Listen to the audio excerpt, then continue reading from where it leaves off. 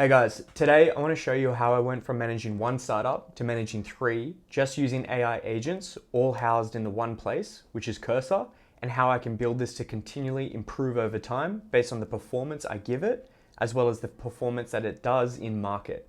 I want to create a self-learning, iterative AI agent system that understands my business, that understands me, and gets better over time. So if that kind of stuff is interesting to you, we're going to jump right in. So first things first, I want to familiarize you guys with Cursor. I'm assuming you probably heard about it, how to make a project file, and what the Cursor agent and AI functions are.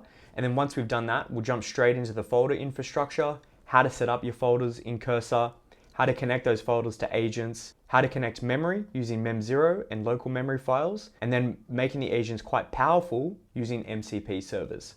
So step one, you're going to need to download Cursor.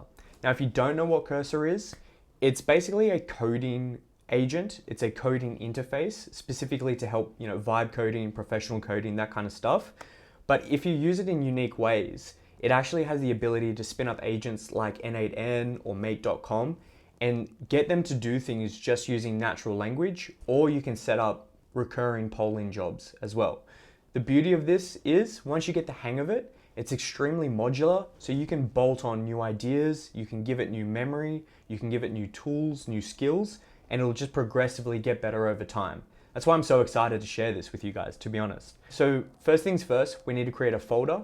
So for the purpose of this video, I just created YouTube Cursor demo, okay? It's an empty folder, right? So I've got that folder, go over to Cursor, I open it up, and it's gonna say YouTube Cursor demo, yeah? Or whatever it is that you choose.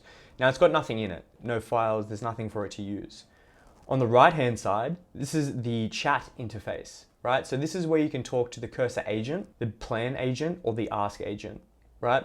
Ask means you can just use this function to talk with your project files, ask where things are, how things work, that kind of stuff. Plan, you would use plan to actually build out an idea that you have.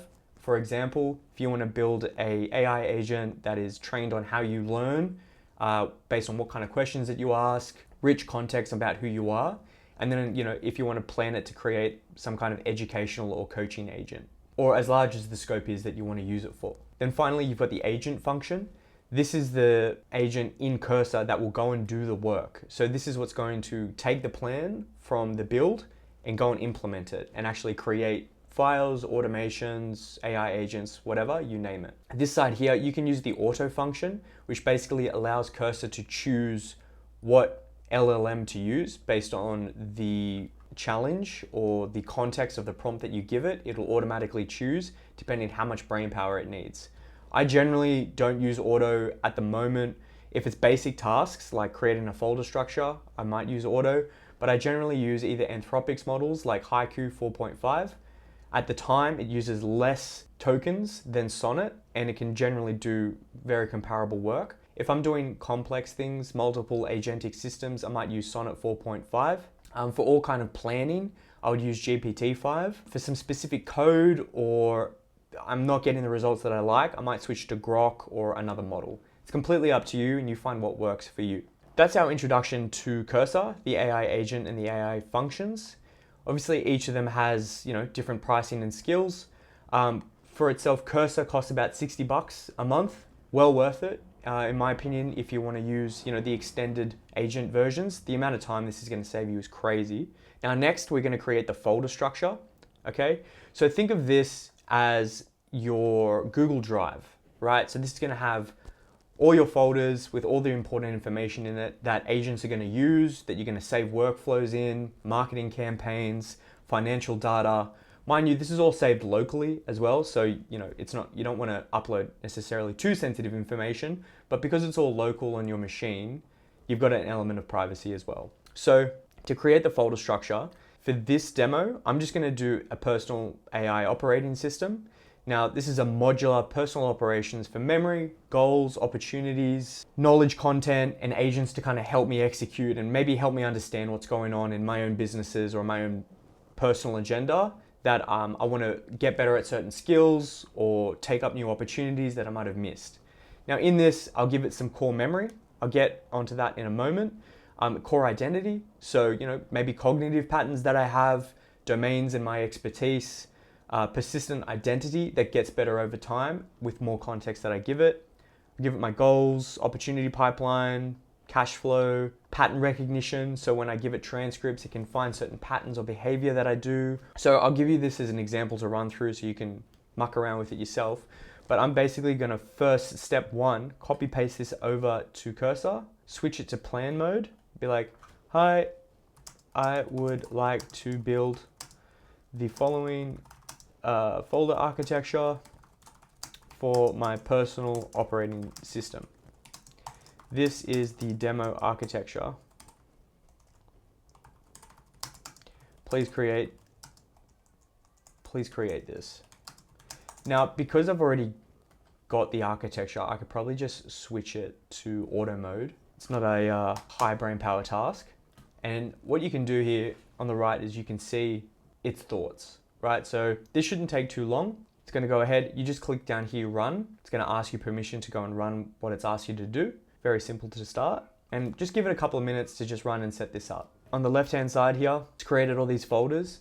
Again, this is where you're gonna organize your information, organize your context files, your AI agents that are gonna execute based on this context, that kind of stuff. Once we've got that organized, just keep in mind, you design this to how you wanna organize your own intelligent system, right? This whole thing is just showing you the power of Cursor and how you can ultimately make it work for you, okay? So this is just what I'm done for this example. Now let's move on to agents. Quick one about agents is generally, I've been building agents for years now, and best practice that I've found is one agent, one task, one rich context profile, right? And what I mean by that is you've just got one agent that is really good at, say, copywriting, or really good at research in a way that you like your research done. If you want that agent to do something else, like you want it to go research some emerging health and science data, it's gonna come back with a research report that is in your way that you like it done. And then if you want that formatted in a certain way that you like to read, then I would allocate that to another agent. You can add and stack skills to these agents. So one agent can, use a copywriting skill, it can use a report preparation skill, but for now, just to kind of keep it simple, I would just have one agent, one task, one context profile. The context profile is going to develop over time. So it's got its system prompt, it's got its skills, what it needs to do, how it does it. And then the context profile will develop over time. You basically say, hey, this was good, but this can be improved next time if you're not happy with the results. It'll add it to that context profile. So next time it goes and performs the task, it performs better. Basically, you have like a local memory, okay? So once we kind of got that covered, we've got our agent ecosystem here. So I've got automation agents, content agents, executive agents, you name it. Just think about what kind of agents you want in your system, and that's where they live, all right? So coming down here, now we wanna have some form of long-term memory, okay? I recommend Mem0, as well as a local memory file. You can use other things like Supabase, stuff like that, but for this example, we'll use Mem0. Mem0 is basically a way for you to connect Cursor or agents or your LLMs to having long-term memory. And memories are basically just like, something important happened, it'll ask you, do you want me to install this as a memory? Yes, cool, it'll go here. So think like, if you've done some staff training, staff onboarding, sales cycles are changing, marketing campaigns that worked, angles that worked, things that didn't work, you want to probably save those to your long-term memory so you can effectively access them in the future, right? So if you're trying to spin up a new campaign and you're like, hey, this angle worked in summer 2024, let's run a similar campaign in 2025. You might not remember that, but you can always go and ask, your marketing orchestrator agent to go pull that memory. Now to connect Mem0 to Cursor, we want to use something called Smithery AI. This is a wonderful platform. Basically, it's public MCP servers that you can connect directly to Cursor. It's very, very intuitive. So for example, for Mem0, we've already got it here. This is it. To connect it, you basically just come down here, go to Auto, connect to Cursor, pop in your API key, connect, and just follow the prompts. Very, very straightforward. Now we've got memory sorted. Highly recommend Smithery AI as well. Have a poke around. This is where you can give your agents other skills, search, link up. You can connect it to Notion if you want to manage your tasks. It's infinite, and this will make way for further videos that I do around this. But for now, and high level here, I just want you to get your head around Cursor, agents, and long-term memory. So now let's going to move on to agent development. Let's start with something really, really simple. I'm going to move to the plan function and I say, I would like to create an AI agent for transcript processing. The purpose of transcript processing is to identify to-dos, opportunities, content ideas, and an analysis of my lexicon, which is basically my vocabulary, language patterns for the creation of content that sounds like me. One thing to know with Cursor is the better your prompts, so the better the output, you have less wiggle room insofar as it will take what you say quite literally. If you have a rough idea on what you want to do, just do some simple planning back and forth in the plan function, just to really make sure you get an output that you want. It'll just save you credits. Ultimately, you can always just prompt it until it's just right. But if you just put a little bit of forethought into it, especially in the plan function, you'll just generally get a lot better outputs. So moving on, in the future, the output of this agent is to be a continuously updated personal brand profile, to-do list with executive summary, transcripts, summaries, recommended project allocation, content ideas. These are to be live files and not to be recreated each time. Okay, let's see what it comes up with. Okay, great. So technology stack, Python, transcript analysis with OpenAI or Anthropic API. That's great.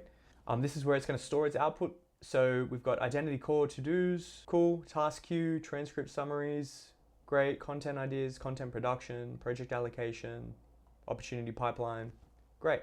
I'm generally happy with this. What you're going to need to do is create an env file. Just make sure that it references your API keys off your consoles. So either if you're using the Anthropic API key or the OpenAI API key, you just want to bring them in externally and just have them in your env file, which I'll show you right now. Be sure to create an env file that references the APIs. I will put the APIs in here once you are complete. Okay, great. So we've got the full scope. Awesome. It's going to go ahead and do everything for me. And just notice that it selected Haiku here to go and build that. Perfect. So we just hit build. As you can see, it's going to run you through each of these components so you can really follow along on what it's doing. And like I said, you don't necessarily need to know how to code. Generally, you can problem solve everything just using natural language. Okay, great. So now it's just wrapping up the transcript analysis and we can spin that up really, really easily. But first, if you just go for this example, it's done an env file like what I mentioned. We just want to make sure that says .env. Okay, great. Looks like it's all ready to go. So if you run into these kinds of problems, no stress. I have already got my Anthropic API key in the .env file. Make sure it references this key for transcript processing. After you have confirmed, I will pass the first transcript for analyzing. Great, so it's worked. One thing to note, what it's doing here is just saying, hey, I've done this thing. I'm gonna create a file saying that I've done it. You can kind of choose to say, hey, you don't really need to do that. You do need to do that. It does kind of come with like further iteration as you kind of explore this kind of system. But all in all, it's good to just kind of keep like a document processing and it doesn't really take up any space. Okay, perfect. Run the transcript agent now and process this transcript. Great. So it's processed the transcript, created everything that I asked it to create, updated all the folders for me, given me some insights, ready to process some more transcripts. So now you're like, okay, well, I've already got all this good information, but this is looking a little bit kind of complex, right? Totally fair enough. So I'm just going to switch it to ask and be like, hey, find the last transcript we processed. Okay, great. So there's the summary for me if I want it. I also know if I really want to know like what I'm actually doing. This is all got to do with the decks that we were building in another startup that we were doing. And if I don't know where it is, it'll just give me the folder location, transcript summaries within my knowledge synthesis. And it's all here. Now this is a really, really basic example, but the point that I'm trying to communicate here is if you take this modular and systems thinking approach to building your AI systems, whether or not you're a solopreneur, you're a founder managing your own business, or you want to build some rich intelligence on whatever it is that you're working on, Cursor is simply like, this is an underutilized version of using it. It's not just for code, And the more comfortable that you get with it, the more that you can kind of create an interconnected agentic system where you can basically use Cursor to manage your Notion, marketing campaigns, anything that you want, and find deeper and deeper insights. And really the sky's the limit with it as you get better and more kind of confident with it. And so my whole point is I want to use it as a personal operating system, and I can use it for content production, personal intelligence, future use cases. Really good example is on my day-to-days, if I'm taking like sales calls, sometimes I use this little device here, which is called an OMI. I've no affiliation with them. It records sales calls that I do, or I use like Phantom or Note Taker, whatever it is that I'm doing. I just find that if I can consolidate everything that I'm doing and just have it in an infrastructure that I know will process it, find the opportunities, has workflows specifically for my use cases in mind, I'll build out this really rich context profile in everything that I'm doing. So when I'm switching between projects, I'm not going through all this operational drag and context switching.